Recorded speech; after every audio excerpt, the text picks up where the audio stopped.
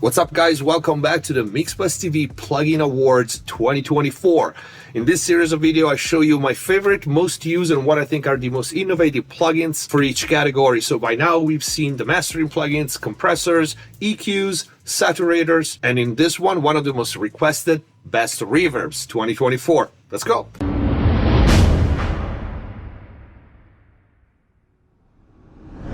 Hello everyone, welcome back to MixbusTv. Hope you guys are having a great day. Before we start, check the info box down below because not only you will find all the links to the plugins that we'll see in this list, but these videos are coming out around Black Friday and Cyber Monday, so you will find all the discounts and the offers available in there. If you want to book mix and mastering with me, go to the new website MixbusTv.com. In there you will also find all the mix and mastering courses, and we have a Black Friday discount, 40% off of everything with this code Black Friday 40. In there you can also book mix consultations and private lessons. If you want to access the exclusive mixing and mastering videos here on YouTube, click the join button, become a MixbusTv member and access the members only library of videos. And finally, if the videos are helping you, please consider using the super thanks or grab some merch. Let's get to the video. Reverb number 1, classic reverb TC8210 by TC Electronic. This made the list last year. This will probably make the list next year because it's literally one of my most used plugins. So how many times you heard me talking about those invisible ambience, right? To create depth without having a tail. Especially in my mixing courses, we've seen those techniques in use all the time. This is one of the plugins, one of my favorite plugins for that. Especially the box algorithm and the ambient algorithm. Also the room to a lesser extent, but those two are definitely my go-tos. Very, very short ambient and room reverbs. Those are the ones that I use all the time to create that placement, the front to back placement, right? It also has control for color, and I also can separate early reflection from the tail. I really like this reverb for that. So this is gonna be in many on my effects chains. We also have in here the famous TC Hall algorithm, which is a classic sound for reverbs. Very simple. It's got a lot less controls than other reverbs that we'll see here in this list, but I can't find anything else, and I don't really have a reason to find anything else because it works so well for those tasks. I do have the hardware controller, but this is not needed. A lot of people ask if they can get the plugin without the controller. Yes, you can. So TC8210 is our first reverb. Second one is my second most used reverb, and this one instead is for when I want the reverb to be featured. This is usually one of my go-tos for the main elements.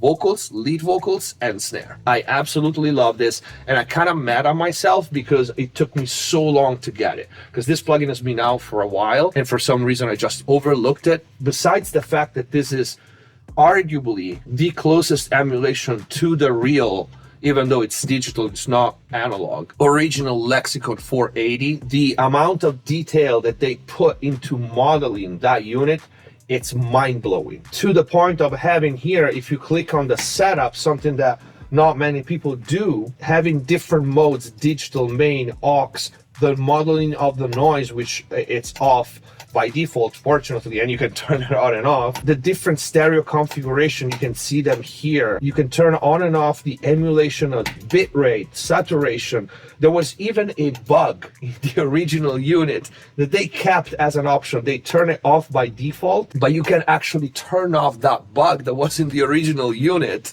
if you want to be absolutely accurate to what it was, the original 480. The 480 has been on more records that we can count. This is arguably the reverb, and to have it here and having as many instances as we want, it's crazy. Like I said already, I mostly use this on vocals, lead vocal, snare, but can also be a full drum kit. My favorite algorithms and the most used in order is Random Hall, Random Hall HD, and Ambience. I don't use the other algorithms as often because I prefer different plates and different rooms. Same for the twin delays, and Panorama has some pretty cool stereo effects, but again, we have so many dedicated plugins for that, but this is an absolute must-have. Number 3 was probably in the list before, but again, there's no substitute for this. The Blackhole by Eventide is a modern classic.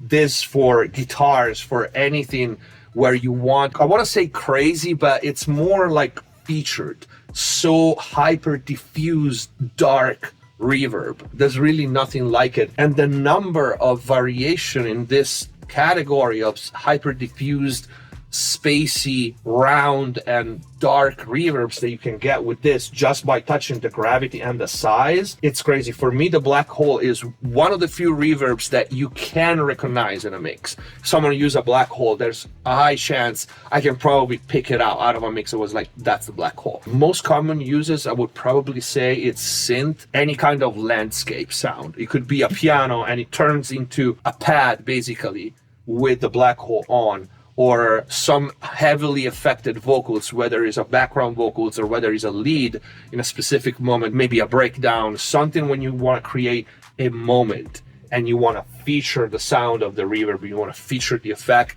the Black Hole is one of the best choices. But with that said, I also had success using it as a normal reverb, still on the wetter side, but I'm pretty sure I used this one on a couple of Bella singles. Next one is Seventh Heaven by Liquisonic. So at first, I gotta be honest, I had a love-hate relationship with this reverb because at first I always felt it was a little bit too thick for me, especially on female vocals, which is strange because this is a people's favorite for vocals in general.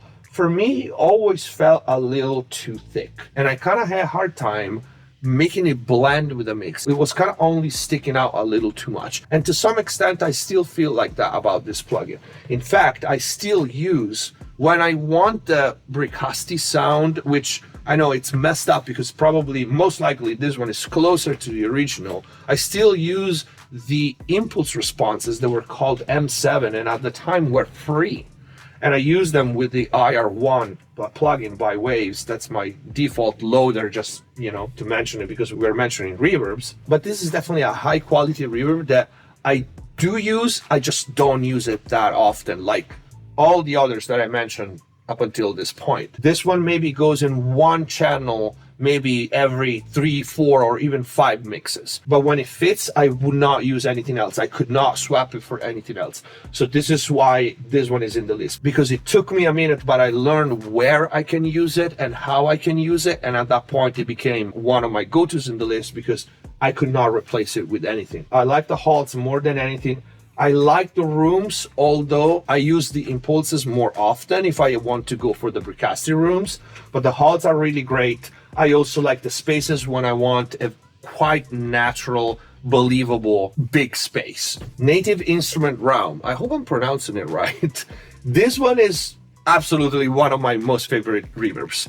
I use it so often, and there's just something about this plugin, specifically the airy algorithm, because we have the grounded as well, the cosmic, which I very rarely use. The airy realm is my these actually are my go-to settings. See, the plugin's open with my preset, with my start preset. This is my starting point. From here, I decide how much pre-delay, how much low and high cut, and everything else is just deciding the size, and the diffusion is just so freaking airy. It's just like the name says, it's just so open, so pretty. That's the word for me for this plugin. And it's kind of the opposite of the previous. This one always fit well for me in a mix. It's so easy with this to have a long reverb that it's just so pretty to begin with, and it blends in the mix very well. Maybe I'll sidechain it with a dry signal, but you know what I mean. I don't use this on transient material, so it's not something I would use on toms or snare or anything percussive, but it's that vocals, clean guitars, keyboards, anything that lives in the mid-range and top end, because the other thing is I can actually make this reverb quite bright without sounding harsh. Another Eventide, if there's any Black Friday deal for Eventide, anything, I'll put it in the link down below. Just get it, because everything Eventide makes, basically I have and I use and I love, from the split EQ, so from the utility plugins to the effects, which are absolute classic, and this is one of them. SP2016. This is a classic. It's got that sound. We've heard it so many times, but there's one control on this plugin that makes it so special to me, and it's the position slider that goes from front to rear. And other plugins have this, but this one has that classic flavor that we heard on many records. And this is another one like the 8210 that we've seen at the beginning that I reach for when I want to place something somewhere. Of course, when you use it in that way, you want to have a lower decay, you want to really tweak the EQ, and maybe you will have to add an extra EQ after, because this is a very simple EQ that sometimes is not enough, and play with the diffusion. But this slider alone will also teach you a lot how to place and how things sound when you place them front to back. Next one, I might have to do a dedicated video on this one. This is D16 Spacerek Virtual Space Reverb. This is not like any other reverb that you have. This is not about tail. This is about placement, and 3D placement in particular. You see all these modes?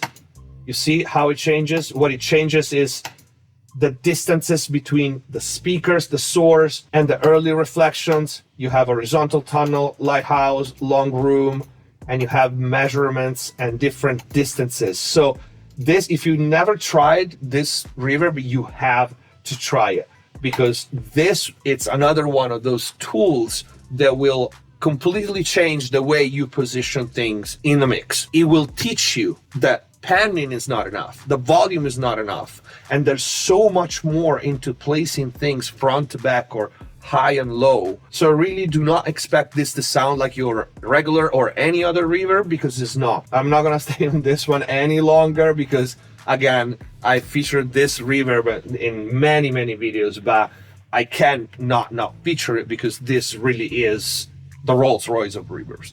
This is the same algorithm that was in the mastering TC6000 system that was several thousands of dollars, and now we finally have it native. Think of this, like I said, like a high class, high quality reverb, extremely believable spaces. So when you have the jazz club, it will really feel like it's in a jazz club, and all the other location types like parking garage, living room, theater, church, cinema. Cinema is one of my favorite. This is kind of at the opposite end of the grittier, for example, 2016 reverb, right?